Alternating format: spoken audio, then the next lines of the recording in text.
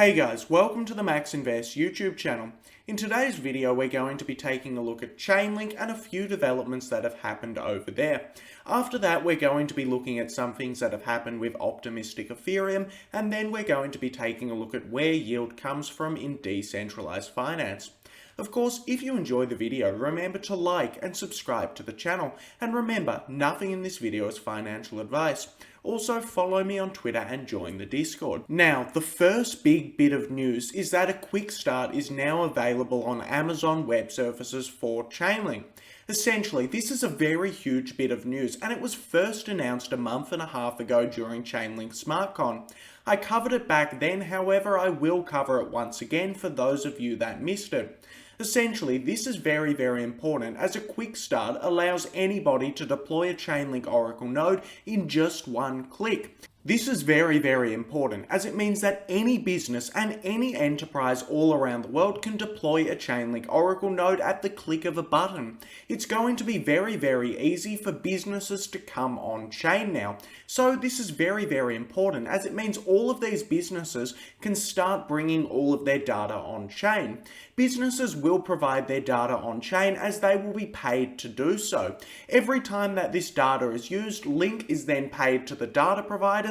So this will incentivize heaps and heaps of businesses to start bringing their data on chain.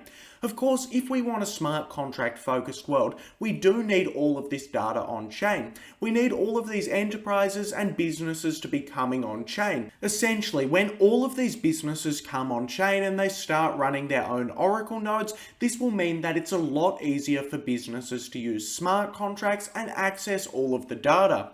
For example, if somebody wanted to create a legal contract on Ethereum, well, they're going to need to access data on chain to actually create that legal contract. Of course, if Chainlink has all of this data and all of these big legal enterprises are bridging all of their data on chain, this will be a lot easier to do. Also, when a lot of big companies and big enterprises start using Chainlink and coming on chain, well, this is going to mean that they're all going to be using smart contracts, and it's going to mean that we're going to be living in a very smart contract orientated future, which I definitely do believe.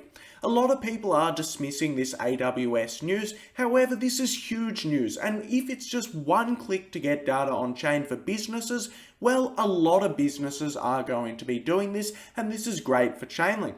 I really could see this as a catalyst to really boost up Chainlink's price by the end of this year and the beginning of next year, as I do expect tons and tons of businesses to come on chain just because of this development. Now, the next big bit of news revolves around Ethereum. Essentially, a lot of you may know that the two biggest scaling solutions on Ethereum right now are Arbitrum and Optimism. Of course, Arbitrum has taken a huge lead on Optimism, and this is because you can use basically any application on Arbitrum. Arbitrum is completely universal and all of the applications can deploy to Arbitrum, and as a result we've seen Arbitrum get about $3 billion locked in it. Now, unfortunately, Optimism isn't just universal just yet. You can only use Optimism on a couple of applications such as Uniswap. However, it does look like Optimism are about to change this and Optimism are about to go universal. When this happens, a lot more value is going to be locked in Optimism and a lot more is going to happen. Essentially, what Optimism have done to make this possible is they've changed their virtual machine to have Ethereum virtual machine equivalence. Now, this does sound a bit confusing, and at first I didn't really know what EVM equivalence meant. However, all this means is that it's going to be really, really easy for applications to deploy to Optimism. Optimism have said that this is coming out in October, and this means that in October hundreds and hundreds of applications will deploy to Optimism. Now, when this happens, Optimism will get a lot more value locked in it, and it will become a lot larger, which is really, really great to see. Now, I am very, very bullish on this, as we do know that there's a lot of layer 2s in the space right now, and they're all competing. They're all trying to get the best technology possible, and this is really, really great, as it forces all of the other layer 2s to be more and more competitive. Now, We know that we do need layer 2s for Ethereum because Ethereum's approach to scaling isn't scaling on the base layer. Ethereum doesn't want to scale on the base layer. Instead, Ethereum wants to use rollups and scale on the second layer. So Ethereum's key to scaling is things like optimism and arbitrum. We want a future where everybody is using optimism and paying really low fees for it. In optimism right now, the fees are under $5. They're about $1 to $5, and this is very affordable for the majority of individuals, which is very good. So it might take a little bit of time, however I do believe that by the middle of next year roughly we're all going to be on layer 2. All of our funds are going to be on the second layer of Ethereum, and we're going to be enjoying much lower fees, which is really great. So let's get into the next big bit of news.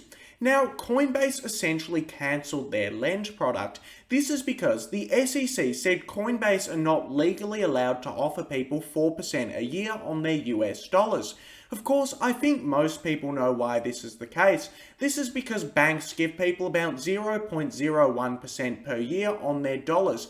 However, products like Coinbase can offer 4% per year, and this is because of the power of decentralized finance. Essentially, what Coinbase does to give people 4% per year on their dollars is they go off into decentralized finance and they start yield farming. Coinbase are probably going to be earning roughly 6 to 10% on these people's dollars. They'll give these people 4% and keep the remainder. So this shows that decentralized finance is highly competitive with the rest of the financial industry as it reduces middlemen and cuts costs and allows individuals to actually access the market supply and demand rate for borrowing. Now, a lot of people think that the yield is a little bit too high in decentralized finance. You can basically pretty safely earn 6 to 10% on your dollars without taking on that much risk whatsoever. And a lot of people think, hey, this has got to be a bit of a scam. This is because the stock market on average earns about 8% per year, and if you can earn that rate on your dollars without taking on hardly any risk, well then that's pretty incredible. However, we're going to be going over where this yield actually comes from. Now, the first place that this yield comes from is simply the natural demand for borrowing. When you want to borrow money, you need to pay interest on that money. Now, a lot of people are going to be borrowing at around 3 to 5%, and they'll be paying about 3 to 5% in interest. Of course, this makes you wonder, where does 10% on your dollars actually come from? However, in bull markets, in stock bull markets, and in cryptocurrency bull markets, people tend to leverage a lot. Now, when people tend to leverage, they have to borrow money to actually leverage. When you leverage, you're actually just borrowing money, making money off that borrowed money, and then paying the borrowed money back. Since a lot of people tend to leverage for only a couple of days to 1 week, they can actually be borrowing at a rate that's over 10% per year. A lot of people borrow money to leverage at a rate that's around 20% or 30% per year, which is absolutely insane. And when you have people leveraging their gains and leveraging their shorts all year round, you can actually get a very high interest rate. In the traditional financial system, heaps of people do leverage. People have been leveraging their gains and leveraging their shorts for the past 100 years. However, lenders haven't been able to access very high interest rates as all of the middlemen have been taking all of that profit. All of the big banks and all of the fintech companies take out most of the profit in the middle, and well, the lenders are left with very little money. So as a direct result, you can access a lot higher yield through decentralized finance than you can through traditional finance. Now, the next source of yield is through exchanging risk. Essentially, this is most prominent in the options market. Whenever a person buys an option, they are generally willing to pay a premium to protect themselves. As a direct result, they do need to pay a certain rate to lenders. So, exchanging risk can actually yield very high yield. This can once again go up and above 10% per year, which is very good. Now, there's a few other ways that individuals can earn yield, such as service provisioning, which is when you say lend money to decentralized exchanges and money markets. And the last way that DeFi offers very high yield is through equity growth.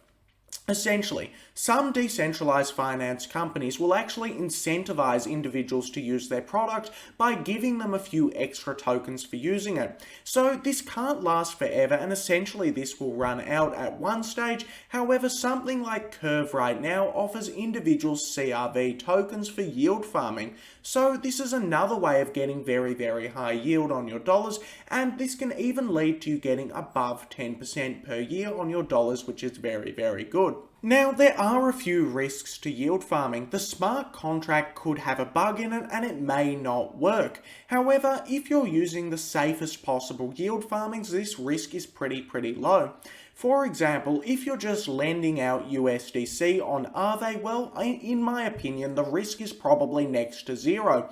However, if you're on a farm that's offering you 700% per year and you're lending out heaps of money, well, the risk is probably unbelievably high. Anyway, this brings us to the end of the video. If you enjoyed the video, remember to like and subscribe to the channel, follow me on Twitter, join the Discord, and thanks for watching the video.